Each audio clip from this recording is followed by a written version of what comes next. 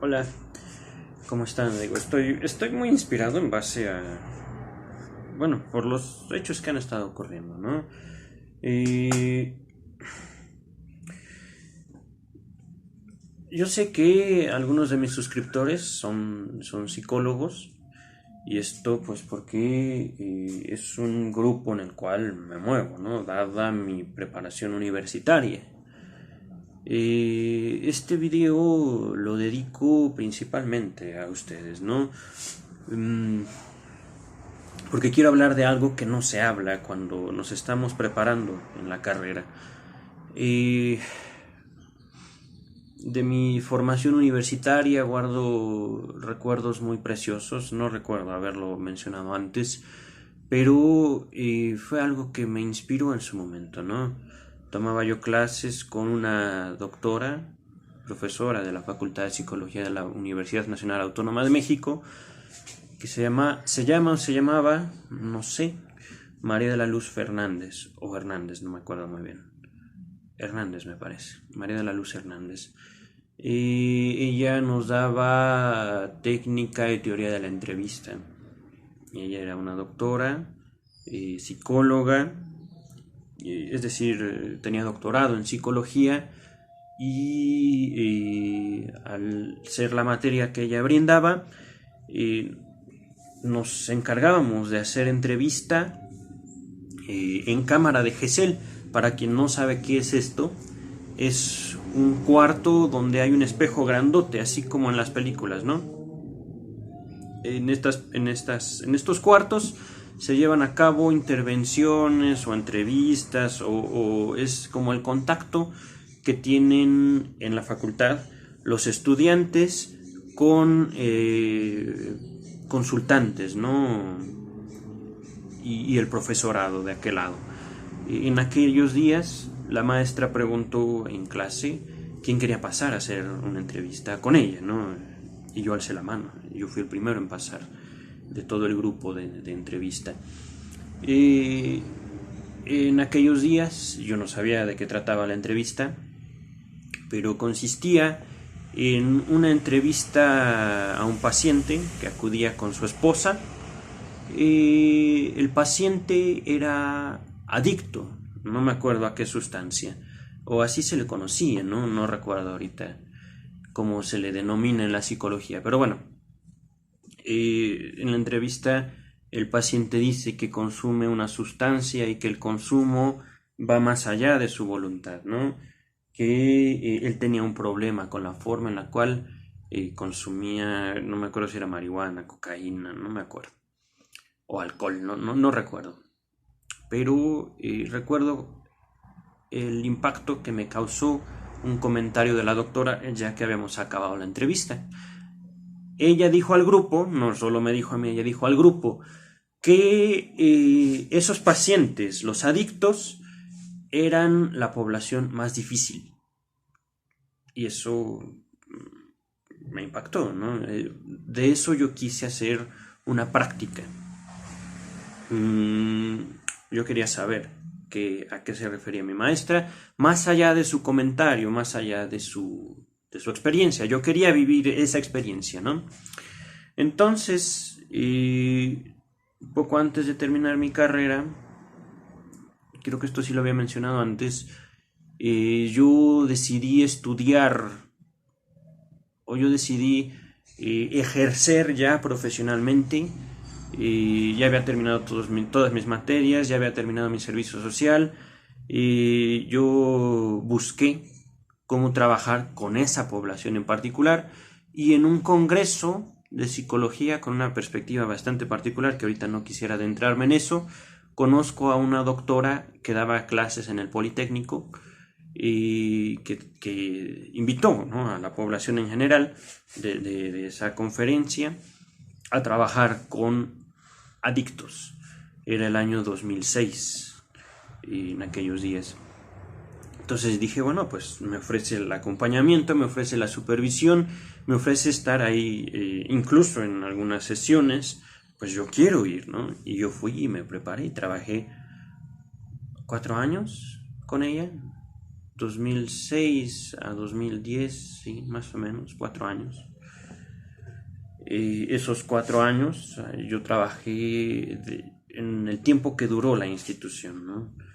Yo llegué ahí a armar camas y yo estuve ahí el último día que decidimos todos. Ya en base a la confianza llegué a ser parte del consejo directivo de la institución y decidimos cerrar, ¿no? Pero, ¿a dónde voy con todo esto? Trabajé yo de forma personal, cosa que no fue la única experiencia, ¿no? Trabajé en otras instituciones, la última de ellas fue en Oceánica, no en su instalación de Mazatlán, ¿no? Que son sus oficinas centrales, las más reconocidas, sino en un proyecto que implementaron aquí en la Ciudad de México en el 2012, que se trataba de una clínica ambulatoria. Pero bueno, esa es otra historia, ¿no? ¿A dónde voy con todo esto? Porque no quiero apartarme demasiado. Viví yo junto a estas personas. Trabajé yo con violadores y con asesinos dentro de esa población. Sé a lo que se refirió mi maestra, en base a mi experiencia propia, ¿no? Sé lo que es trabajar con una persona que concibe el terminar la vida de otra, ¿no?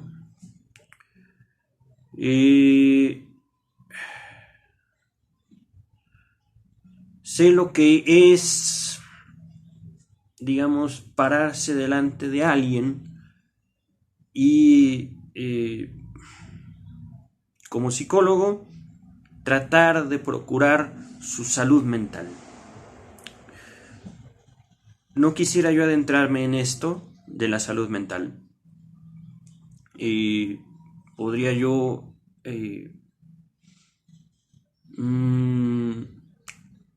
adelantar que desde la psicología se podría presumir de una concepción de salud mental como algo que le vamos a brindar al paciente, como algo que se le va a dar, un bien que nosotros podemos proveer. Y eso desde la psicología. Desde el psicoanálisis creo que es importante hablar de los límites que uno tiene como analista, como individuo frente al otro.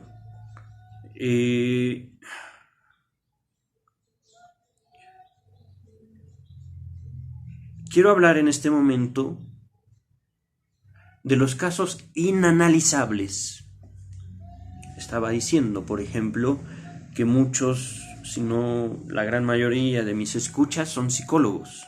Y yo sé que buscan, yo he estado en su posición, yo sé que buscan herramientas para hacer frente, dar la cara a eso que se enfrentan en una sesión. Yo les digo, primero que nada, procuren su propia integridad. Algo de lo que no se habla en la preparación universitaria son los límites de la disciplina psicológica, el peligro que corre uno cuando estás frente a otra persona. Por eso me veía, digamos, en la necesidad de hablar de mi trasfondo y de mi ¿cómo decirlo?, de mi carrera dentro de la psicología y cómo el psicoanálisis también me permite a mí interactuar, presentarme delante de la otra persona, sea paciente o no, de modo distinto.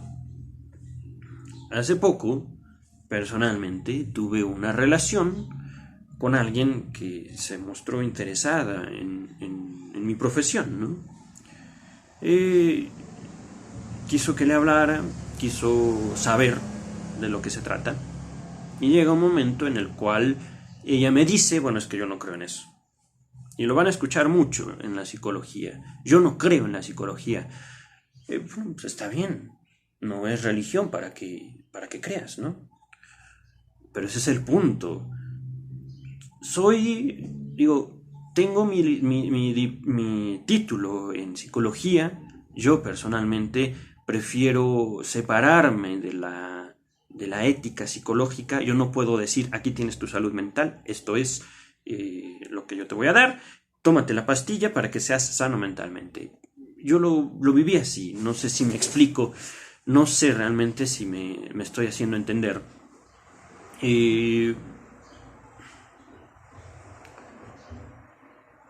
Hay casos en los cuales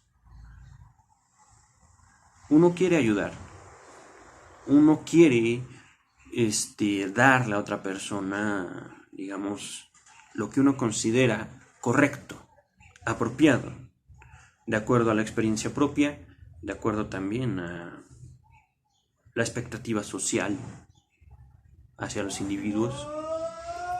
Pero ya en la práctica nos vamos a topar con que muchos de los actos que llevan a cabo las personas tienen una lógica, tienen un motivo. Que si bien nosotros como individuos, como profesionales o como parte de la sociedad podemos condenar,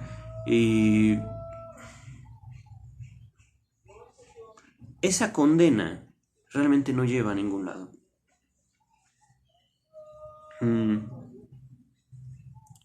Hace poco, por ejemplo, tuve una paciente que literalmente acostumbraba a torturar a su madre, de muchas formas. No tiene un látigo, no va a estar azotándola con ese látigo, no. Recuerden bien que la tortura y el sadismo no tiene que someterse a modelos que nosotros tenemos, ¿no? Se puede torturar con una palabra, se puede torturar con un silencio, se puede torturar con una mirada. Y bueno, pues en esta práctica yo puedo notar que mi paciente, una mujer ya adulta, acostumbraba a hacer sufrir a su madre. No voy a meterme tanto en los motivos, pero ese es el punto. Ella tenía motivos. Ella, obviamente, al darle la oportunidad de hablar de esos motivos, no quiso. Y prefirió dejar de ir a análisis.